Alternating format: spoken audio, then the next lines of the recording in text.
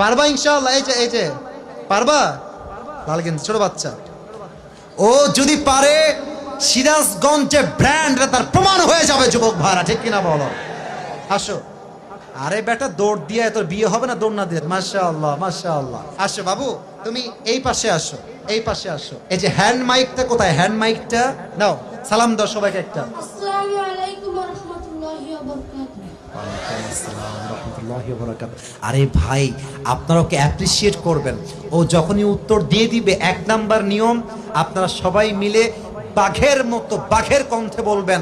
বলেন সবাই মারহাবা। আরেকবার বলেন সবাই মারহাবা। এই পিচ্চিকে আমরা ওয়েলকাম জানাই। আল্লাহ ওকে উত্তর দেওয়ার তৌফিক দান করুক। পড়েন সবাই আমিন। ওকে আমি খুব সহজভাবে প্রশ্ন করবো, আশা রাখবো সে পারবে। বলো তো, আমার নবীর গায়ের চামড়ার রং কেমন ছিল? পারবে? সাদা সুন্দর না লাবণ্যময় সুন্দর? বলো সবাইকে। লাবণ্যময় সুন্দর। এবার বলো, আমার নবী কি দেখতে লম্বা ছিলেন, গুঠু ছিলেন, না মাঝারি গঠনের ছিলেন? মাঝারি গঠনের। আল্লাহ বলেন সবাই মারহাবা।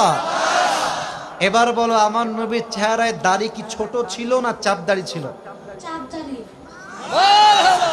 আপনারা বললেন ও পারবে। ওর গায়ের শক্তি বলছে সিরাজগঞ্জের যুবকরা, বাচ্চারা একটা বাঘের বাচ্চা এরা। এবার তুমি একটু বুঝে শুনে উত্তর দাও। নবীর চুলের যে কাটিংটা ছিল, কাটিং এর নাম কি ছিল? পাপড়ি কাটি। আরে বলেন সবাই মারহাবা। এবার বলো তো, নবীর হাতের তালু কেমন ছিল? নবীর হাতের তালুটা এটা কি শক্ত ছিল না মুলায়ম ছিল? মোলায়েম ছিল। ওকে অপশন দিলে যে রাইট অপশন সেটাই সে চুজ করছে। বলেন সবাই মারহাবা। 1 নাম্বার সে পাস, 1 নাম্বার সাবজেক্ট শেষ। 2 নাম্বার বলো তো, আমার নবীর সম্মান আল্লাহ বোঝাবার জন্য যখন মালাকুল মত নবীর কাছে আসলেন, নবীর রূহ কি এসেই কবজ করলেন, নবীর কাছে পারমিশন চাইলেন? পারমিশন চাই। বলেন সবাই মারহাবা। আচ্ছা বলো তো, নবীর আদর্শের ক্ষেত্রে নবী বাবা হিসেবে যখন ফাতেমাকে বিয়ে দিবেন, ফাতেমার কাছে এসে, এটা ওর জন্য বোঝা একটু কষ্টকর, তাই বোঝাবার স্বার্থে সহজ করছি। বাবা হিসেবে ফাতেমার কাছে এসে নবীজি কি বললেন বিয়ের ব্যাপারে? হ্যাঁ থামেন থামেন, বলবে। এসেই বললেন বিয়ে দিয়ে দিব, না তুমি রাজি আছো কিনা মা তাই বলো, কি বলেছেন? তুমি রাজি আছো কিনা?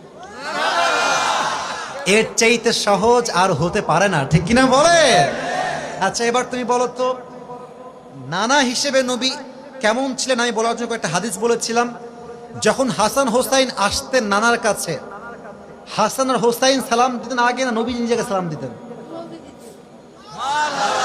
আচ্ছা এবার বলো, নবীর কাঁধে যখন হাসান আর হোসাইন উঠে বসলেন, নবীজি কি ধাক্কা দিয়ে ফেলাই দিলেন না কি করলেন?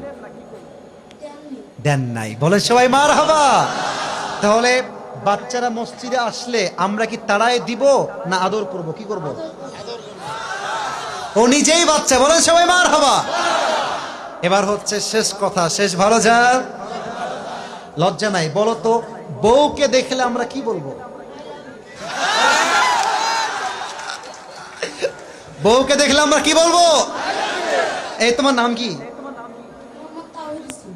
তাওহীদ ইসলাম। ইসলামের একত্ববাদ যে প্রমাণ করে, সে প্রমাণ করেছে আগামীতে ইসলামের জন্য এই কাজ করবে, ঠিক কিনা বলে?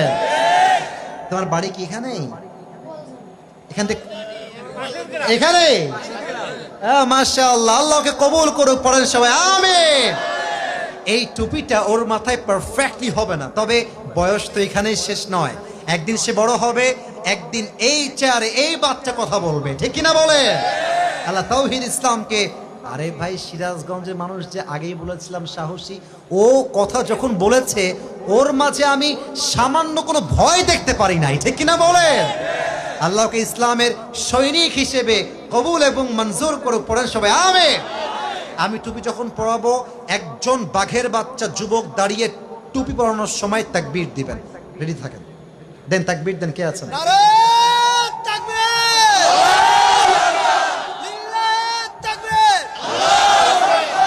ওকে সুন্দর লাগছে না মাশাআল্লাহ দেখতে? আল্লাহ তাওহীদকে কবুল করুক। পড়েন সবাই আমিন। আল্লাহর মাকে, বাবাকে, পুরো পরিবারকে ইসলামের জন্য কবুল এবং মঞ্জুর করুক। পড়েন সবাই আমিন। তাওহীদ তুমি ওখানেই বসে পড়ো, স্যারের পাশেই বসে পড়ো। মাশাআল্লাহ। প্রিয় ভাইরা, রাত বেজে গিয়েছে।